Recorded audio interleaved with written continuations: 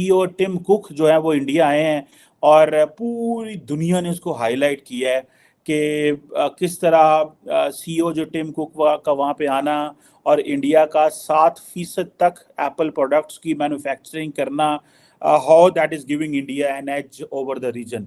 जबकि पाकिस्तान की तारड़ साहब जो लेटेस्ट खबर है वो ये है कि पाकिस्तान के वजीर आज़म ने ये कहा है कि जो आईएमएफ से हमने जो डील करवाई है और जो सऊदी अरब और यूएई से पैसे लिए हैं, ये हमारे पाकिस्तान के जो आर्मी चीफ हैं सैयद आसिम मुनीर साहब, ये सारा उनकी वजह से हुआ है।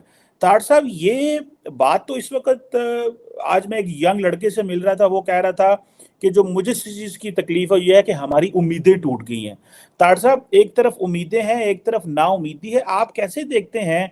और इंस्टीट्यूशनल क्राइसिस इस वक्त आपके सामने है कि आज सिक्योरिटी इस्टेब्लिशमेंट भी चीफ जस्टिस के पास चली गई।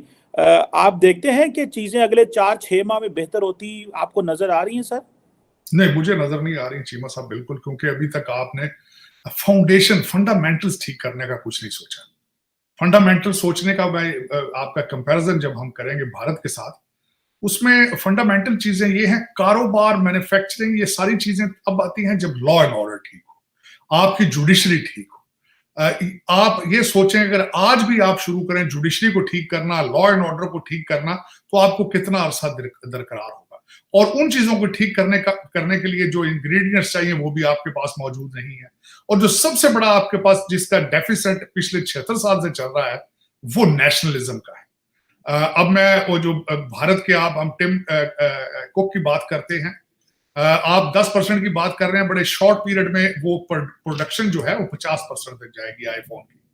और उसके बाद सिर्फ एक चीज नहीं है, आज आप किसी अमेरिकन फार्मेसी में चले जाएं, आप जो दवाई खरीदेंगे अमेरिका के अंदर वो मेड इन इंडिया। उसके बाद आप आगे चलें तो जिस तरीके से भारत देखें कि how smart they are, they bought the petrol, they bought the oil from Russia, refine करके आगे बेच के पैसे बना रहे हैं। आप इस सोच को कहां लेकर जाएंगे? एक तरफ वो अमेरिका के साथ आईफोन बना रहे हैं, एक तरफ यहां अमेरिका के अंदर जितनी सक्सेसफुल कंपनीज हैं उनके सीईओ सारे भारतीय निजाद हैं। यहां 2 अमेरिकन, निकी हेली जो प्रेसिडेंशियल कैंडिडेट है। दूसरी तरफ ये देखें कि रशिया से भी वो अपने रिलेशनशिप ठीक रख रहे हैं, ट्रेड कर रहे हैं उनके साथ। रशियन आज delegation is visiting India right now. और तीसरी बात ये मैं बताऊं, अफ्रीका के अंदर डॉक्टर जयशंकर का अभी आखिरी दौरा अफ्रीका के अंदर था। मैं एक और चीज यहां पे बताना चाहूंगा, जो नई चीजें भारत कर रहा है। पहले अफ्रीका सस्ता असला खरीदता था रशिया से। यूक्रेन की जंग की वजह से वो रशिया की सप्लाई, जो रशियन आर्मामेंट्स की सप्लाई अफ्रीका में जो कम हुई है, वो एक गैप आया है। भारत उसको फिल करने के लिए अफ्रीका में एफर्ट कर रहा है। This recent trip of doctor Jaishankar was based to sell the armaments to Africa. तो उनकी सोचें देखें, उनकी ग्रोथ देखें। अमेरिका आज बिल्कुल इस तरह लगता है जिस तरह भारत के पांव में पड़ा हुआ है। मेरा मकसद है कि चाइना को काउंटर करने के लिए उनको बावर करा दिया गया कि you can not come into our area without the support of India. और दूसरा, मैंने आपको शायद आपने सुना ही होगा, मेरा ख्याल है आप और मैं एक इवेंट में इकट्ठे थे, जहां यह कहा गया था कि हर अमेरिका के बोर्ड के ऊपर, American company, any successful American company की बोर्ड के ऊपर जब तक भारतीय नहीं होता उनका स्टॉक ऊपर नहीं जाता। वर्सेस आप ये बताएं, दुनिया में आपने कोई मुल्क छोड़ा है रिसेंटली जहां खैरात मांगने नहीं गया आप? वर्सेस आज किस तरीके से फख्र से हमारे प्राइम मिनिस्टर ने कहा है कि सऊदी अरेबिया और यूएई से खैरात दिलवाने के लिए सिपा सालार का बहुत बड़ा रोल है। शर्म आती है ये बात सुनते हुए, शर्म आती है। और ये पहला मौका नहीं है, 76 साल से आप घुटनों पे हैं और खैरात मांगना आपका ट्रेडमार्क है।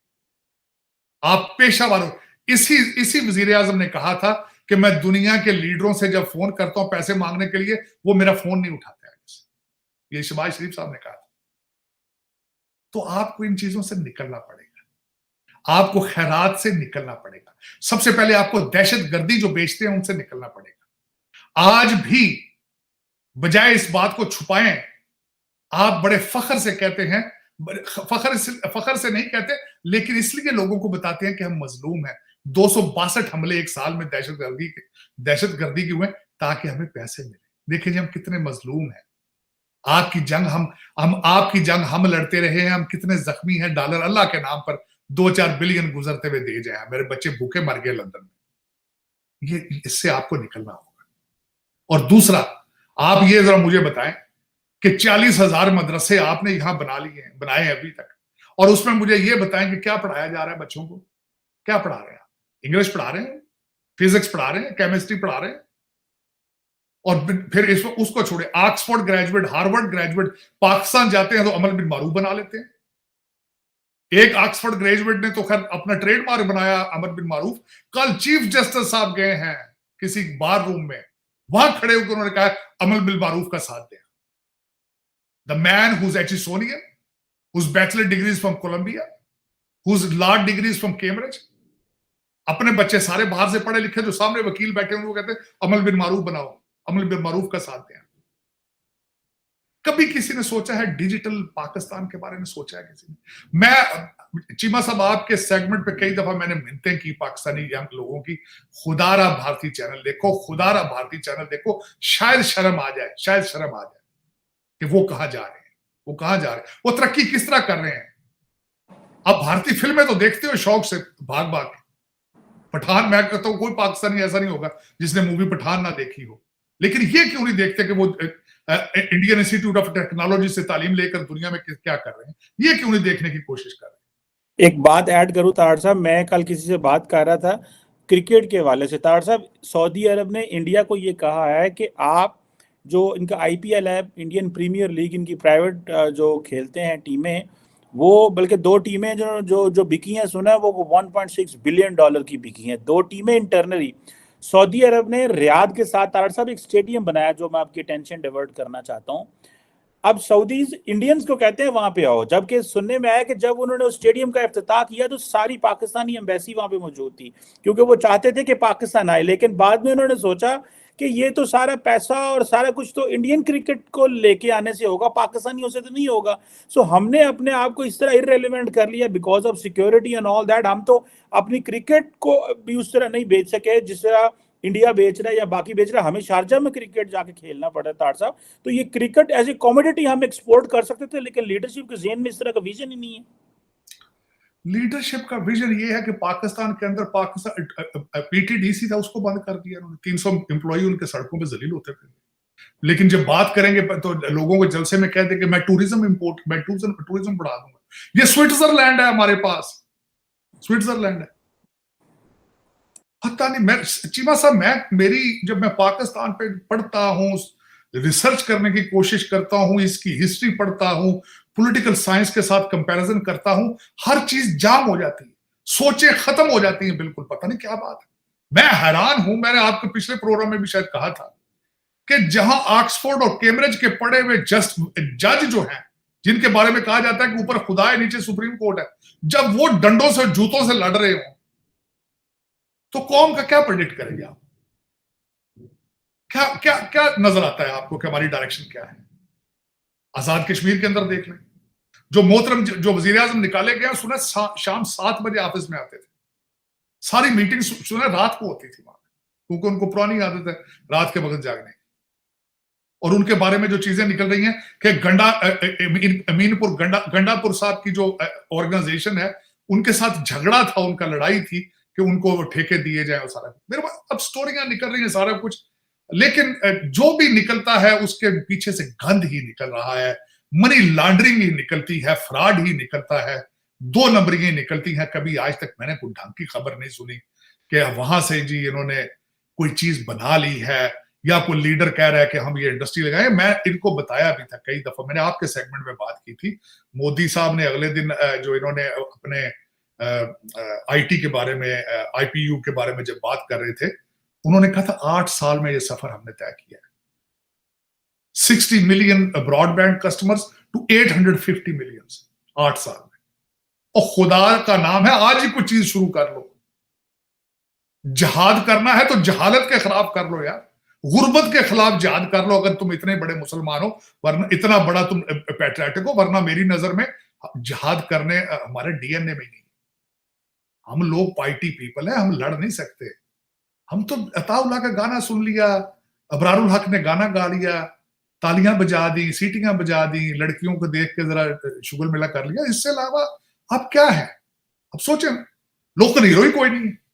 आखिरी हीरो आपका महाराजा रंजीत सिंह था, उसके बाद है ही कोई नहीं, उसके बाद कुछ भी नहीं, अंधेरा है सारा, अंधेरा दे धोखा।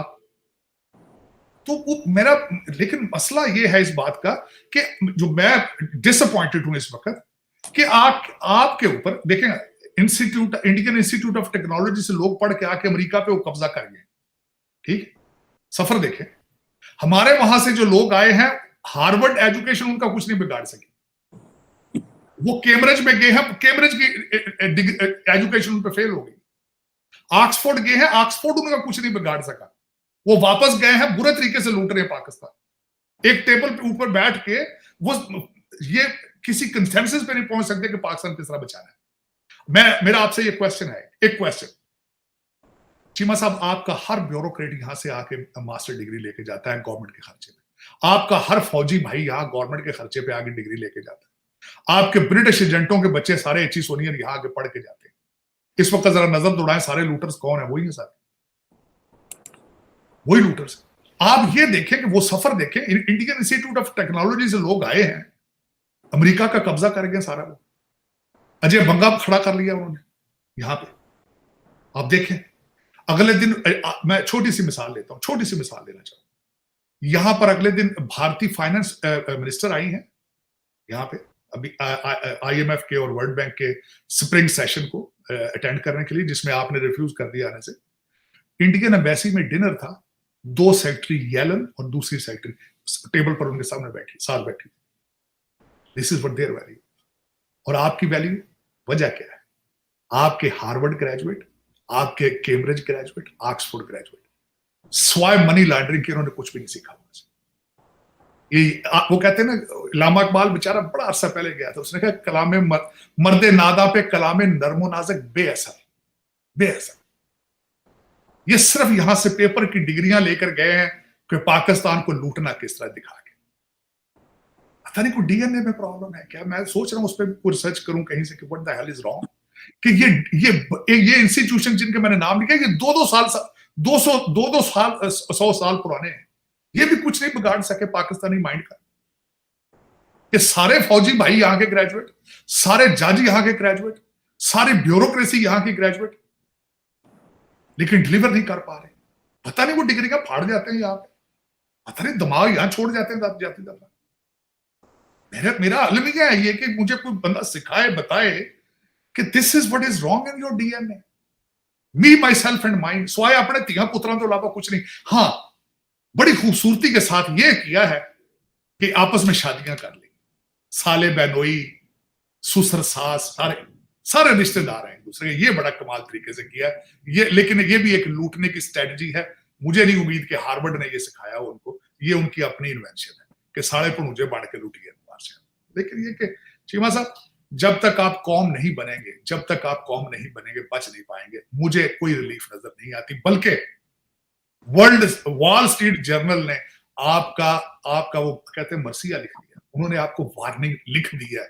और वॉल स्ट्रीट जर्नल को यहाँ पढ़े लिखे लोग पढ़ते हैं, यहाँ पे जितने इकोनॉमिस्ट हैं पढ़ते हैं, वर्ल्ड बैंक पढ़ता है, IMF पढ़ता है। उन्होंने लिख दिया है कि पाकिस्तान की तबाही को नहीं रोका जा सकता। वो कैसे? उन्होंने कहा इमरान खान 61% पॉपुलैरिटी पाकिस्तान में उसकी, and the man who will be the future prime minister is radical, reckless, impractical ideas, Taliban Khan.